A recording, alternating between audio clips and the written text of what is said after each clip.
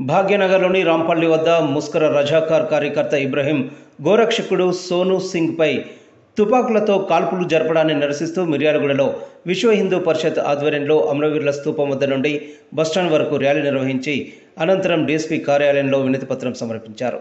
ఈ సందర్భంగా భారతీయ జనతా పార్టీ నియోజకవర్గ ఇన్ఛార్జ్ సాదినేని శ్రీనివాసరావు, విశ్వ హిందూ పరిషత్ నాయకులు మాట్లాడుతూ ముష్కర రజాకార్ కార్యకర్త గోహంతకుడు ఇబ్రహీం తన అనుచరులతో కలిసి సోను సింగ్పై కాల్పులు జరపడం ఆటవిక రాజ్యాన్ని తలపించేలా ఉందన్నారు. తెలంగాణ రాష్ట్ర ప్రభుత్వం ముష్కర మూకలకు కొమ్ము కాస్తుండటంతో తెలంగాణలో తరచూ ఇటువంటి సంఘటనలు జరుగుతున్నాయన్నారు.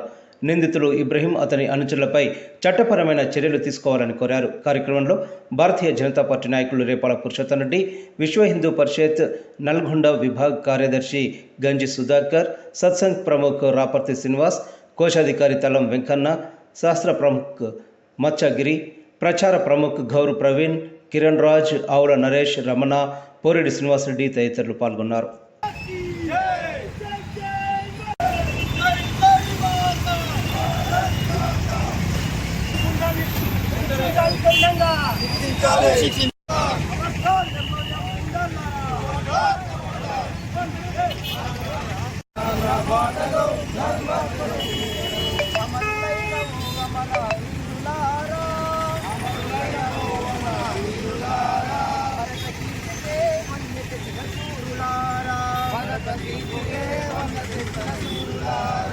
అరుణారుణ బాటలో ధర్మధ్వజ నీడలో సాము క్రైస్తవాల విలయ తాండవం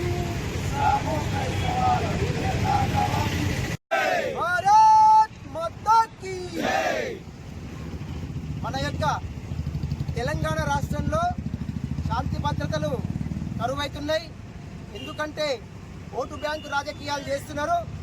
నిన్నగాక మొన్న మనకు ఇందూరు ప్రాంతం అంటే నిజామాబాద్ ప్రాంతంలో తుపాకులు పట్లకొని రోడ్ల మీదకి వచ్చి పోలీసులనే కాలుస్తున్నటువంటి వైనంలో వాళ్ళ మీద శిక్షించేటటువంటి వైఖరిని విధానాన్ని పాటించలేకపోతుంది ఈ ప్రభుత్వం. అదేవిధంగా హైదరాబాదులో మొన్న జరిగినటువంటి కాల్పులు ఏవైతే ఉన్నాయో గోవులను అక్రమంగా రవాణా చేస్తున్నటువంటి ఎంఐఎం గూండాలని రక్షించేటటువంటి విధంగా ఈ యొక్క ప్రభుత్వం ఉన్నది. అక్కడ సోను సింగ్ అనేటటువంటి ఒక గోరక్షకుడు కేవలం అక్కడ ఉన్నటువంటి గోమాతలను అక్రమంగా రవాణా చేస్తుంటే ఆపినటువంటి కారణం చేత అతని మీద ఇబ్రహీం అతని యొక్క అనుచరులు గూండాలు ఎంఐఎం గూండాలు అతని మీద కాల్పులు జరిపిండు.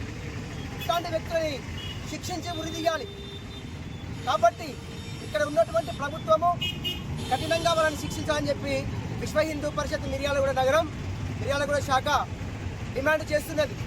అదేవిధంగా యావత్ దేశంలో ఉన్నటువంటి వాళ్ళు ఈ మిర్యాలగూడ ప్రాంతము ఈ నల్గొండ జిల్లాలో ఉన్నటువంటి ప్రజలందరూ కూడా రాబోయేటటువంటి కాలంలో కేవలం హిందుత్వానికి మద్దతు తెలపడమే కాదు, హిందువులని సపోర్టు చేసేటటువంటి రాజకీయ పార్టీలను ఎన్నుకుంటే ఇలాంటి సంఘటనలు జరగవని చెప్పి నేను కోరుతున్నాను. హిందువులందరూ హిందుత్వానికి సపోర్ట్ చేసే రాజకీయ పార్టీకి ఓటేస్తే ఇప్పుడున్నటువంటి రాజకీయ నాయకులు కూడా సెక్యులర్ పార్టీలలో ఉన్నటువంటి రాజకీయ నాయకులు కూడా హిందుత్వానికి సపోర్ట్ చేసేటటువంటి రాజకీయ పార్టీలకు వచ్చి వాళ్ళు అందులో పోటీ చేయడానికి ప్రయత్నం చేస్తారు. కాబట్టి మారవలసినటువంటి వ్యక్తులు ఎవరు అంటే కేవలం హిందువులే. తెలంగాణ రాష్ట్రంలో కాంగ్రెస్ ప్రభుత్వం వచ్చిన తర్వాత కామన్గా ఇస్లాం గుండాలు ఎంఐఎం గుండాలు రెచ్చిపోవడం అనేది సహజము. ఎందుకనంటే దేశ స్వాతంత్రంలో కూడా కాంగ్రెస్ ముస్లింలకు మాత్రమే అనుకూలంగా ఉన్నది, ముస్లింలను మాత్రమే పెంచి పోషించినది, ముస్లింలకు మాత్రమే ఇక్కడ హక్కులు రాజ్యాంగం ఉంటుంది, హిందువులకు ఉండవు అనడానికి కారణము ఒక ఇబ్రహీం అనే వ్యక్తి గోవులను తరలిస్తుంటే గోరక్షకుడు వచ్చి ఇది తప్పు, హిందువుల యొక్క మనోభావాలు దెబ్బతింటే గోవులను చంపడం ద్వారానే అడిగినందుకు అతని పైన ఒక ఇల్లీగల్ వెపన్ తోటి ఫైరింగ్ చేయడం జరిగింది. ఇబ్రహీం దగ్గర ఒక్క తుపాకే చూసినాం, హైదరాబాద్లో ఇంటికి 10 తుపాకులు ఉన్నాయి అనే విషయము ఎంఐఎం ప్రతి ఒక్క గుండా దగ్గర ప్రతి ఒక్క కార్యకర్త దగ్గర కూడా తుపాకీ ఉన్నది అనేది నిజం. ఈ దేశంలో అంతర్యుద్ధం కనుక మొదలైతే హిందువులను ఇలాంటి తుపాకులతోటే వెంటాడతారు కూడా. కాబట్టి ఇలా గోవులను రక్షించుకోవాలి. గోవులతో పాటు మనం హిందువులను కూడా రక్షించుకోవాలంటే ప్రతి ఒక్క హిందూ వీరుడు కూడా ఖచ్చితంగా ఆయుధాన్ని పట్టి ఉండాలనేది ఈ సందర్భంగా మనకు చట్టమే నేర్పిస్తుంది. చట్టంలో ఉన్న వ్యక్తులే మనకు చెప్తున్నారు.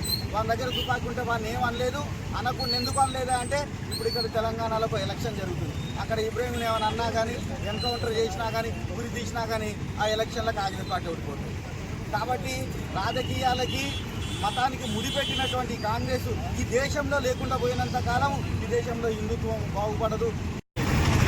హిందువులపై దాడి అని అందరికీ అర్థమైంది. ఈ దాడి కనుక తెలంగాణ ప్రభుత్వం మరి దాడి జరిగాక మరి కళ్ళు మూసుకొని కూడా ఏమో అర్థం కాదు. ఇంతవరకు తెలంగాణ ప్రభుత్వం ఈ దాడిని ఖండించడం పాపడపోలేదు. ఇది తెలంగాణలో గన్ కల్చర్ పెరిగిపోతుండడానికి మాత్రం ఇదొక స్పష్టమైన ఉదాహరణ. ఇటువంటి గన్ కల్చర్ అనేది చాలా ప్రమాదకరం. కాంగ్రెస్ పార్టీ విచ్చలవిడి విధానాలతో పెంచి పోషిస్తున్నటువంటి ఈ కల్చర్ని రూపుమాపాలని చెప్పేసి విశేష పరిస్థితి డిమాండ్ చేస్తున్నారు. తీవ్రంగా ఖండిస్తూ ముఖ్యంగా మరి ఆ సంఘటన బాధ్యులైన వాళ్ళని ఇప్పటి వరకు కూడా మరి అరెస్ట్ చేయకపోవడం, అసలు రాష్ట్రంలో శాంతి భద్రతలు పూర్తిగా క్షీణించే పరిస్థితి ఉన్నటువంటి పరిస్థితి మనకు స్పష్టంగా కనిపిస్తుంది. కాబట్టి మరి సోను సింగ్ మరి వారి ఈరోజు చావు బతుకుల మధ్య పోరాటం చేస్తున్న పూర్వం వచ్చింది. మరి అతనికి మద్దతుగా మరి అలాగే గోవులన్నింటినీ కూడా రక్షించడంలో మరి హిందూ యొక్క సంస్కృతిని మనం కాపాడుకోవడంలో ప్రజలందరూ కూడా మరి ఆలోచించాలి, జాగ్రత్తగా ఉండాలి. మనం ఎవరికి వాళ్ళం మనకేంటి అంటే అది మన మీదకి వచ్చేంత వరకు మనకు తెలియని పరిస్థితి ఉంది. కాబట్టి అందరూ కూడా ఐక్యమత్యంగా ఉండాలి. హిందూ సంస్థలు మరి వారికి ముఖ్యంగా గోవు సంరక్షణకు మనందరం కూడా గోవుతో ఈరోజు అనేక మరి అవసరాలు ఉన్నాయి. అలాగే దేవతలకు ఒక్కోటి దేవతలకు గోవులో పూజిస్తాం. కాబట్టి గోవుని రక్షించడంలో ప్రజలందరూ కూడా ఐక్యంగా ఉండాలి. ఇలాంటి యొక్క సంఘటనలు జరగకుండా భవిష్యత్ తరాల్లో కూడా మరి అందరికీ తగిన ఒక గుణపాఠం వచ్చే విధంగా ఎవరైతే ఈ యొక్క రాష్ట్రంలో రోజు రోజుకి శాంతి భద్రతల పరిస్థితి విచ్చలవిడిగా తయారవుతుంది. నిన్నటికి నిన్న ఒక కానిస్టేబుల్ని చంపినటువంటి ఇదంతా మర్చిపోకముందే హైదరాబాద్ నగరంలో గోరక్షకుడిని కాల్పులు జరిపినటువంటి సంఘటన మనం కళ్ళారా చూస్తున్నాం. గోరక్షకుడిపై జరిగిన దాడిని యావత్ హిందూ సమాజం ఖండించాలి. హిందువులందరూ కూడా ఏకం కావాలి. ఎందుకంటే కరెంటు బిల్లు కట్టకపోతే ఏమనరు, ఇంటి పన్ను కట్టకపోతే ఏమనరు, తర్వాత కట్టమని అడగడానికి పోయిన ఆఫీసర్లను బెదిరిస్తారు, చంపుతారు, కొడతారు. అటువంటి సమాజంలో మనం బతుకుతున్నాం.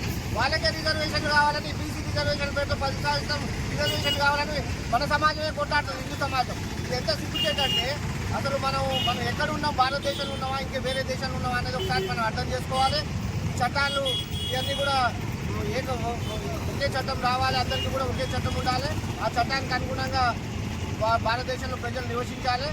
ఖచ్చితంగా ఎవరైతే దాడి చేశారో వాళ్ళని ఖచ్చితంగా శిక్షించాలని డిమాండ్ చేస్తున్నాం. వాళ్ళకి ఎటువంటి అవకాశం లేకుండా బెయిల్ రాకుండా చేయాలని కూడా ఈ సందర్భంగా పోలీసు వారిని మేము విజ్ఞప్తి చేస్తున్నాం.